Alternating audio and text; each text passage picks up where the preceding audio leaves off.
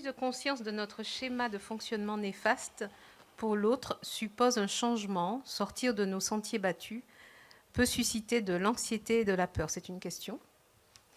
Néanmoins, n'est-ce pas l'effort, entre parenthèses, la volonté de progresser, d'améliorer sa vie, qui récompense, qui affranchit? Dieu nous a donné un corps et un cerveau qui sont plastiques, qui peuvent se modifier. Dans le cerveau, on appelle ça la neuroplasticité. Le cerveau peut apprendre, il peut apprendre, mais il n'apprend pas tout seul par magie. Pour progresser, il faut travailler. C'est comme moi, je voudrais bien être un colosse rempli de muscles pour faire valoir mes points de vue théologiques de manière vigoureuse. Mais malheureusement, il faut soulever de la fonte toute la journée et j'aime pas ça. Donc, c'est la même chose. Je peux vouloir être l'être le plus équilibré, équilibrant, je peux vouloir ce que je veux, si je n'y travaille pas avec l'aide de Dieu, et dans le cadre, sur le substrat, sur le sol que Dieu est pour moi, ce seront des vœux pieux, ce sera du blabla. Donc oui, ça peut susciter des résistances, des peurs, mais c'est une aventure vraiment intéressante. Et puis ce qui est génial, c'est que vous avanciez à 200 à l'heure ou à 0,2 km à l'heure, Jésus vous aime. Et il vous pousse vers l'avant. C'est ça qui est génial. Et donc, on n'a pas forcément besoin de se culpabiliser, se morfondre. Il faut avancer. Donc, souvenez-vous, dans ce contexte-là, une religion bien comprise est un allié puissant parce qu'on se met en présence d'un Dieu d'amour, un Dieu qui nous sécurise émotionnellement. Mais une religion mal vécue ou une malsaine, c'est un piège terrible. Parce que vous allez vous mettre dans la bondieuserie, dans l'invocation, dans l'incantation, dans la pensée magique. Je vais prier 7 fois par jour pendant 7 mois jusqu'à ce que le Seigneur m'ait enlevé mon mauvais caractère.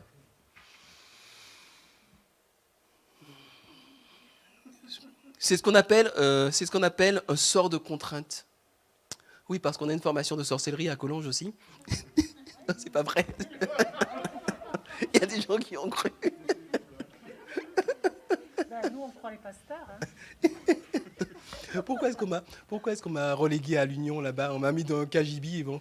Pourquoi est-ce qu'on m'oblige à me taire et que merci de m'avoir invité pour me donner enfin la parole? Mais on va réfléchir là-bas. C'est pour ça que je balance tout ce que je peux avant qu'on me remette dans le KGB là-bas. Blague à part, c'est ce qu'on appelle un sort de contrainte.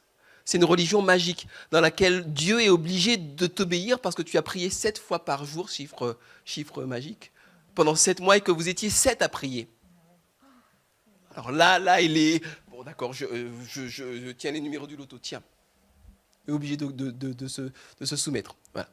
Donc la religion qui est pensée comme cela, c'est vraiment contre-productif, c'est vraiment un piège. Une religion qui est bien pensée, c'est un très bon substrat, c'est un très bon environnement dans lequel se développer. Ça va? Je peux aller au deuxième schéma? Allez, vas-y. Allez, j'avance. Méfiance et abus. Donc imaginez que vous avez un parent qui vous a dit à chaque fois que vous veniez avec un 15 sur 20, mais écoute, moi j'avais 18 de moyenne. 15 c'est nul. Quoi, t'as même pas été capable de faire une simple équation quadratique à 8 ans? Mais quel idiot ce homme, mais c'est pas possible. Et donc vous avez été abusé comme cela, ou bien vous avez été battu, ou vous avez été violé. Vous pouvez avoir été victime de n'importe quelle forme d'abus. Donc typiquement, si vous n'êtes pas conscient de la puissance de cela dans votre vie, si vous êtes dans la reddition, vous allez choisir des partenaires non valables, des partenaires qui vont vous soupçonner, qui vont vous diminuer, qui vont vous rabaisser. Ou alors vous allez vous éviter de vous impliquer dans des relations trop proches pour éviter d'être blessé. Okay. Ou alors, vous allez être dans une surcompensation, vous allez maltraiter ou exploiter les autres, ou être dans le complexe de supériorité. Non, je sais. Non, tais-toi, c'est moi qui sais. Vous voyez un petit peu? Donc, vous allez devenir à votre tour abuseur éventuellement. Mais le schéma abus sera axial, il sera central dans votre vie. Je continue. Mes estimes de soi très répandues, très répandues, je trouve beaucoup dans les églises ma jeune amie bassiste. Ton prénom? Laura. Je trouve beaucoup celui-là dans les églises. Mésestime, honte. Donc si je me rends à ce schéma, je vais choisir sans cesse des amis ou des partenaires de vie qui me critiquent sans cesse. Ça arrive. Hein. Il y a des gens, vous accomplissez plein de choses, jamais ils ne reconnaissent, jamais. Par contre, à la moindre erreur, ils vous tombent dessus. Et vous êtes moins que rien. Okay.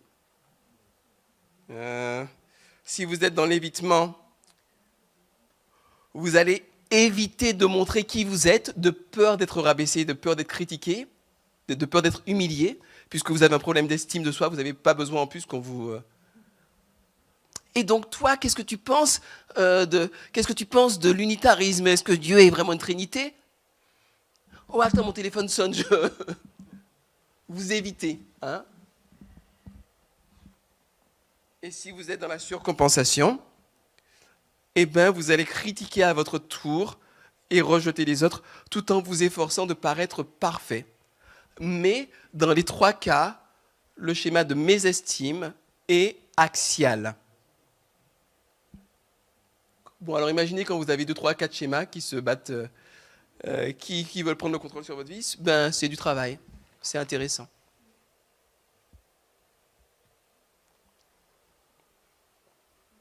Isolation, aliénation. Là, c'est un petit peu comme abandon, si vous voulez. Je vais me focaliser uniquement sur les différences, sur ce qui clive. Je me sens isolé. Alors, supposons, mon jeune ami guitariste, ton prénom, s'il te plaît? Abraham. Supposons que moi, j'ai un schéma isolation.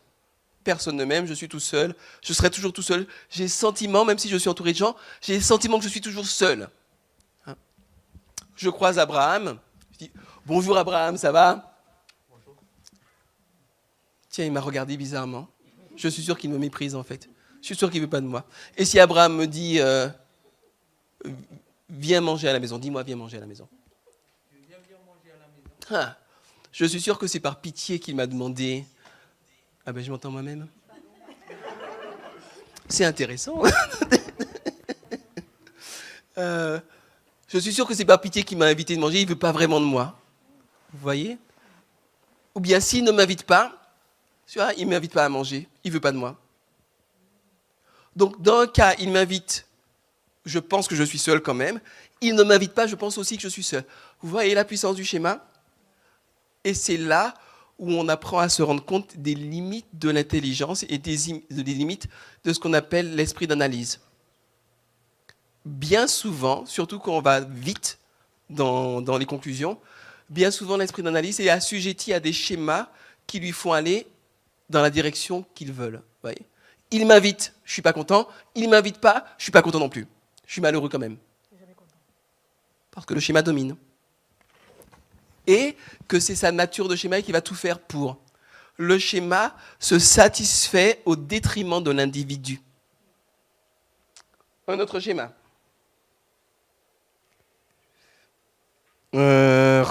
Isolation, carence. Ah oui, je trouve aussi beaucoup carence affective. Juste quand même, hein, une petite parenthèse. Pour mes amis antillais. Je suis antillais, martiniquais. Qui sait ce que veut dire ça ou fait ou ka ou fait selon d'où vous venez? Qu'est-ce que ça veut dire? Oui?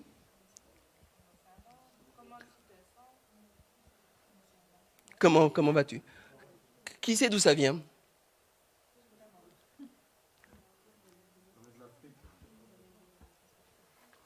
C'était la première chose que disait le contremaître qui arrivait devant un groupe d'esclaves. Ça ou fait, ça veut dire quoi littéralement? Qu'as-tu fait? Quelle est la quantité de travail que tu as abattu? Qu'as-tu fait? Ça ou fait. Et donc nous, on a réussi ça au fait. Et c'est bien, on le dit avec beaucoup de gentillesse. Moi, je le dis souvent. J'aime bien. Et on ne se rend pas bien compte de ce qu'il y a derrière. Et donc, il y a un inconscient collectif qui est lié à l'esclavage. Je le dis avec d'autant plus de liberté que je suis antillais et que ma mère a été punie comme... pas tout le temps, mais c'est arrivé qu'elle ait des punitions d'esclaves. Ne parlons même pas de mes grands-parents qui, arrière-grands-parents, étaient esclaves. Et mon arrière-arrière-grand-père était promené, quand il était petit, avec une laisse. Enfin bon, donc il y a des choses comme ça qui sont dans l'inconscient collectif et qui se transmettent sans qu'on ne mesure. Or, mes bons amis, c'est pour mes amis antillais, mais on trouvera la même chose ailleurs, hein, de différentes manières, d'autres manières. Vous savez ce que me faisait ma maman? J'espère qu'elle ne me regarde pas parce qu'elle m'en veut à chaque fois que je dis ça. Si tu me vois, maman, c'est quelqu'un d'autre, c'est pas moi qui le dis. C'est elle.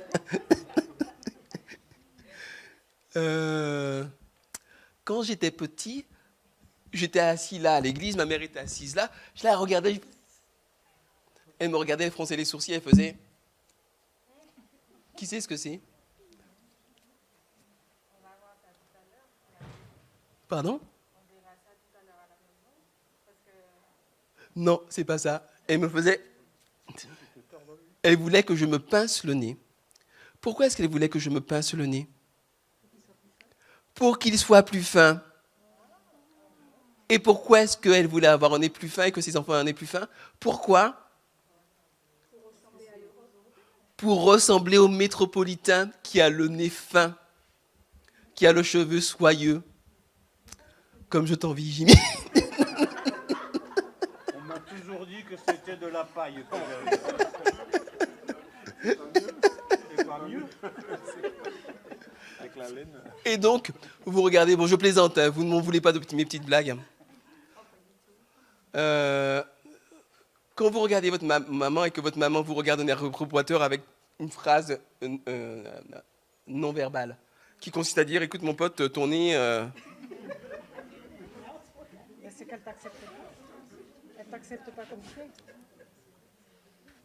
Bon, vous développez quand même une forme de complexe d'infériorité. Ce qui fait que quand j'étais adolescent, je rêvais de ressembler à Michael Jackson dans sa deuxième phase. Sa deuxième phase. Quand il arrivait à la 23e, j'ai changé d'avis. Oui, mais Michael Jackson, à mon avis, il avait aussi un papa ou une maman qui lui disait... Oui, il avait plus que ça. Hein. Plus que ça. 21 en fait. Mais ça vient d'où ça? Donc c'est intéressant d'interroger l'histoire, de lire les punitions, d'entendre...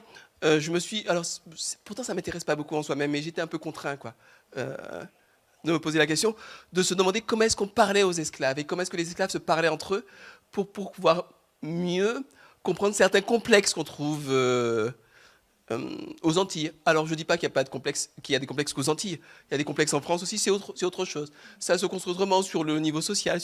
Mais là, c'était vraiment sur ta couleur de peau, sur tes traits, sur ton origine, sur ce que tu es.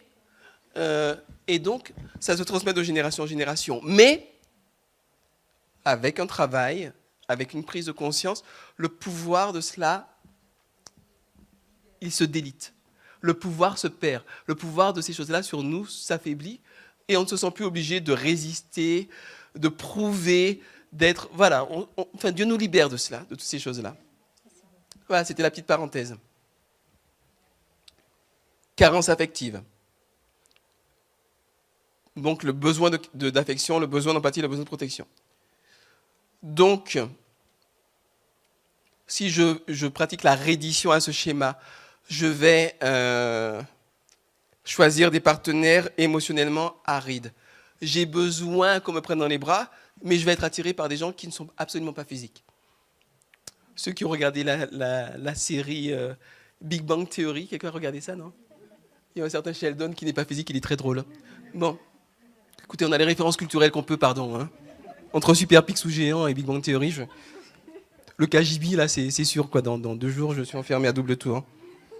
Et même, il va être réglé. Merci beaucoup. Évite les relations trop proches. Donc, mais oui, si je ne veux pas être en carence affective, je ne vais dépendre affectivement de personne. Mais je serai en carence prononcée. C'est paradoxal, hein? C'est la nature même des schémas. Surcompensation, je suis sans cesse en demande affective auprès des tiers. Tu m'aimes?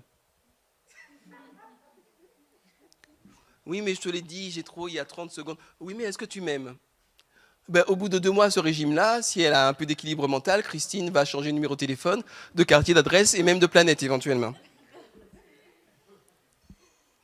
Et donc, je serai en carence affective.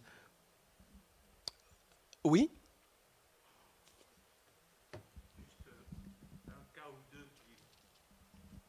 J'ai tout à coup en tête, c'est les personnes, et c'est dans l'Église, pas ici à Montpellier, les personnes qui en sont en telle demande affective que lorsqu'elles avancent, par exemple, une interprétation d'un texte, de l'Apocalypse, etc., si tu n'es pas d'accord avec elles, tout de suite, elles ont le sentiment qu'elles ne sont pas aimées.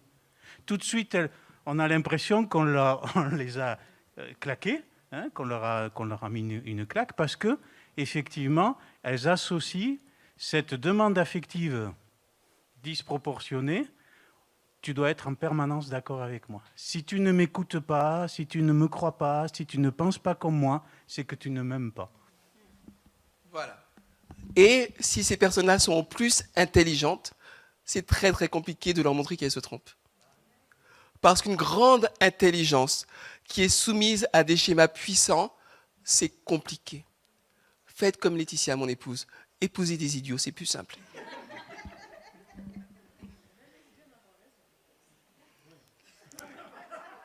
Il y a quelqu'un qui en a rajouté, j'ai pas entendu.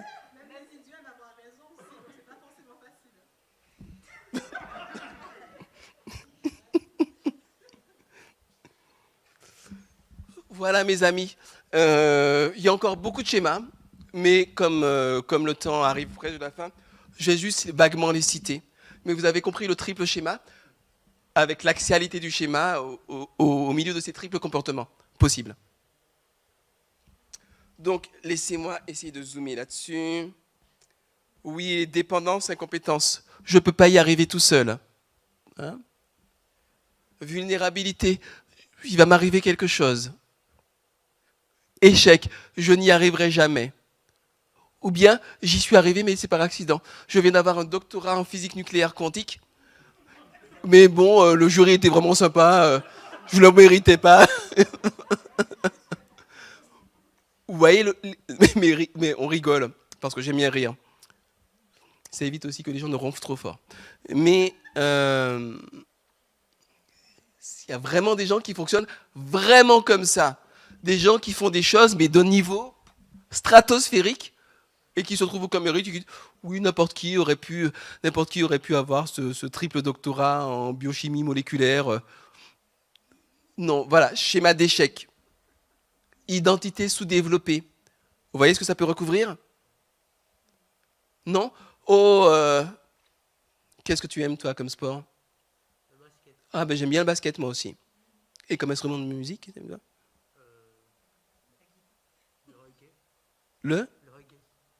J'aime bien le reggae, moi aussi. Vous voyez, identité sous-développée. Tout ce qu'il va aimer, je vais l'aimer pour avoir son approbation. Ok? J'ai toujours d'accord avec lui. Ça existe aussi. Ça va? Il y a les manques de limites. J'ai terminé avec les manques de limites.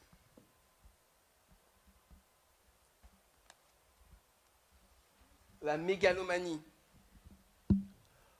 Alors, quand je suis mégalomane, je suis le centre de l'univers. Et donc, si je suis soumis à ce schéma-là, je vais harceler les autres pour les inférioriser. Je vais me vanter sans cesse. Je vais sans cesse mettre en avant ce que j'ai fait de bien, que ce soit réel ou que ce soit imaginaire. Donc, vous pouvez vous poser des questions. Ça, on le voit de temps en temps dans les églises. J'aime bien les témoignages. Sauf les témoignages qui reviennent de manière récurrente, dans lesquels une personne est un super-héros. Hein? Et à la fin du témoignage, la conclusion, c'est « Oh, mais quel frère incroyable alors !» Bon, là, on est quand même dans la mégalomanie. Un témoignage devrait rendre gloire à Dieu et non pas rendre gloire à un individu de manière récurrente et systématique. Si je suis dans l'évitement, je vais éviter les situations où on ne peut pas, où je ne peux pas avoir la supériorité sur les autres. Par exemple, je vais éviter d'aller dans des Je suis pasteur, j'ai évité d'aller dans des débats théologiques trop élevés, parce que j'aurais pas la main haute sur tout. J'ai plutôt discuté avec des personnes illettrées, des personnes sur lesquelles j'aurais une supériorité intellectuelle nette et flagrante. Ok ? Si je suis dans la surcompensation, je vais au contraire me soucier excessivement des besoins des autres. Et donc, je vais être dans l'inverse extrême, qui consiste à m'effacer complètement et à sans cesse mettre l'autre en avant, mais c'est également potentiellement une forme de mégalomanie. Autrement dit, pour le dire avec notre langage à nous, il y a des formes d'humilité qui sont plutôt orgueilleuses, plutôt perverses. Il y a une manière d'être humble. Je te remercie, Seigneur, de ce que, malgré ma misère, mon indignité, tu me permettes malgré tout d'être le plus humble de tous, de très loin. Vous voyez un petit peu ? Non ? Non, c'est comme ce rabbin qui est très aimé de sa communauté, et puis qui tire la tête en partant de la réunion, et puis sa femme lui tire les verres du nez, lui dit « Pourquoi est-ce que tu tires la tête ? C'était bien, on t'a dit qu'on t'aimait, etc. » Ils n'ont pas assez parlé de mon humilité. Voilà, mes amis, ce que je peux vous dire à propos des schémas. Je voudrais juste vous laisser quelques pistes maintenant. Je pense qu'on a compris ce que c'est, hein, on a saisi. Après, il faut lire le bouquin, il n'y a pas de secret. Ça, c'est juste une petite mise en bouche. Achetez le bouquin, c'est important. Je vais vous laisser quelques petites diapositives. Est-ce que c'est si sombre ? Voilà, je vois plus clair comme ça. Quelques pistes.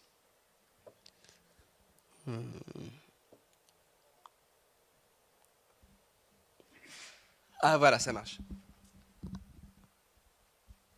Donc, en résumé, un schéma est un motif psychologique profondément ancré qui se crée dans l'enfance et induit une compulsion de répétition, qui est furtif, il passe sous les radars, on ne se rend pas compte, et il se satisfait au détriment de l'être tout entier, puis également de sa femme, ses enfants, son mari, etc.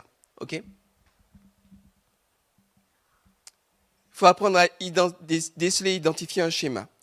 Donc l'introspection, on regarde en soi-même. L'extrospection, on se regarde agir. Et on se demande ce qui nous pousse vraiment, ce qui nous motive vraiment, ce qui nous met en mouvement. On décèle le schéma sous-jacent, on fait les tests dans le livre, on l'identifie. Et là, c'est intéressant d'avoir une discussion avec l'enfant qui est en nous. Alors moi, par exemple, je vais vous donner un de mes schémas. J'ai un sentiment d'abandon, hein, pour différentes raisons. C'est lié à ma petite enfance, etc. Je ne donne pas de détails. Mais j'ai régulièrement des discussions avec le petit Jétro qui est encore à l'intérieur et qui se sent abandonné. Et qui voudrait que je me comporte de telle ou telle manière et qui voudrait que je vérifie que je ne suis pas abandonné. Et qui voudrait. Et parfois, je lui laisse un petit peu de place parce que ce n'est pas bien de tout juguler, de nier la réalité. Mais je discute avec lui et finalement, c'est moi qui prends les décisions. Et il perd de son pouvoir. Oui, je suis fou. Non, je plaisante.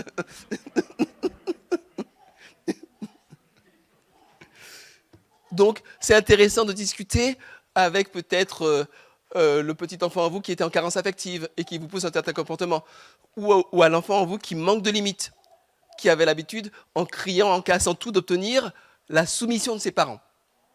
C'est bien d'entrer en discussion avec lui et puis de le remettre à sa place d'enfant, avec gentillesse, avec bienveillance. C'est pas la guerre, hein, mais c'est une négociation et un transfert de pouvoir depuis un inconscient un petit peu marqué vers un conscient assaini par le Saint-Esprit, sécurisé par l'amour de Jésus, dans les bras de Dieu. Lui parler par écrit. Alors l'écrit, j'ai une très très haute estime de l'écrit. Très très haute estime de l'écrit. Par écrit, on arrive à accoucher de choses qu'on ne pourrait pas verbaliser par oral. L'écrit, c'est magique. Alors lui parler à lui, mais vous pouvez aussi parler à vos parents. Ça peut faire partie de la thérapie. Parfois c'est possible, parfois c'est pas possible. Quand ils sont morts, c'est plus compliqué. Bon, je connais une magicienne à Eindhoven qui peut vous arranger ça, mais enfin bon. Je ne sais pas si ça va pas vous faire des ennuis. C'est intéressant. Parfois, moi par exemple, j'ai dit à ma maman que j'avais souffert d'un sentiment d'abandon, mais que je lui étais très reconnaissant de ce qu'elle m'avait donné, parce que j'étais devenu un adulte. Bah, écoutez, bon, ça pourrait être pire, quoi, je veux dire. Hein. En tout cas, j'étais très reconnaissant de ce qu'elle avait fait, beaucoup mieux, qu'elle m'avait donné beaucoup mieux que ce qu'elle avait reçu. Mais je lui ai aussi dit que j'ai souffert de sentiment d'abandon. Et elle a compris. Et du coup, c'est comme des bulles qui se dégonflent. C'est comme des bulles qui se dégonflent. Quand on peut parler et dire les choses perdent de leur... Je ne sais pas si vous avez déjà disputé avec quelqu'un, je l'ai dit ce matin en fait. Hein. Vous disputez, ça, ou dans votre tête, vous gonflez, vous sortez les arguments, et puis quand vous parlez à la personne, la bulle de colère se dégonfle, et puis finalement les choses se règlent assez facilement. Vous voyez ? C'est un peu la même chose. Ces schémas-là, tant qu'on n'a pas parlé, tant qu'on n'a pas verbalisé, tant qu'on n'a pas communiqué, ils ont beaucoup de puissance. Quand on en parle, quand on verbalise, quand on les admet, tout simplement, ils ont beaucoup moins de puissance dans nos vies. Beaucoup moins de puissance. Et nous reprenons le contrôle. C'est une libération, exactement.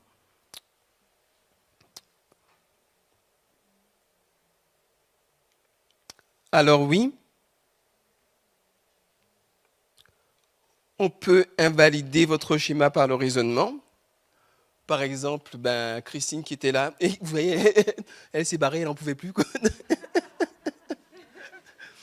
À force de l'agresser, lui demander où est-ce qu'elle était, est-ce qu'elle faisait ses courses, et est-ce qu'elle m'aimait à force de lui demander ça. Bon, à un moment donné, quand j'ai conscience que c'est un schéma, je peux discuter avec le petit Jétro qui a abandonné, et puis lui dire, écoute, mec, tu l'as appelé il y a 5 minutes. Tu penses qu'il s'est passé quoi en 5 minutes au rayon petit pois de Carrefour? Hein? Et donc tu peux quelque part mettre un petit peu ton schéma en porte-à-faux et du coup diminuer sa sphère d'influence sur toi. Ça va? Paraît clair? Bien. Qu'est-ce qu'il y avait d'autre? Trouvez les contre-exemples qui vous montrent que votre schéma assujettit votre intelligence et puis demandez de l'aide. Il y a de bons psychologues. Alors je sais que Ellen White déconseille les psychologues, mais les psychologues à l'époque d'Ellen White, ce n'est pas du tout les psychologues de maintenant. C'est autre chose. C'est un autre univers. C'est des gars qui font léviter les tables et tout. Bon, hein, c'est pas la même chose. Je recommande, et l'Église recommande chaleureusement des psychologues, des psychothérapeutes, bon, chrétiens si c'est possible. Chrétiens, ça ne garantit rien, mais dans certains cas, ça peut être bien. Vous avez par exemple certains psychothérapeutes, vous allez les voir, s'ils ne sont pas chrétiens, vous leur dites, bon, j'ai des pulsions, j'ai envie de tromper ma femme, mais qu'est-ce qui vous en empêche? Allez-y. Et justement, carnet d'adresse, non, pardon. Vous voyez, donc, vous allez plutôt voir un psychothérapeute chrétien qui va vous dire, oui, je comprends que ça vous pose un problème. Vous êtes quand même pasteur d'église, non. Donc, on va travailler ensemble sur vos pulsions. Et puis, on va gérer ça. Vous voyez, donc, psychologue, psychothérapeute. C'était pas vrai, hein, l'histoire des pulsions. Hein. Rangez vos emails. Je vois des gens qui écrivent déjà à Ruben. Cher Ruben, c'est avec le cœur déchiré que je t'apprends la déchéance morale du pasteur Camille. J'ai même pas terminé, il y a déjà 20 emails qui sont partis là-bas. Tu es inestimable, plus précieux que tout l'or et l'argent de la terre. Si tu vas abandonner, Dieu n'abandonne jamais. Il est près de toi pour te relever. Si le monde te faisait tomber.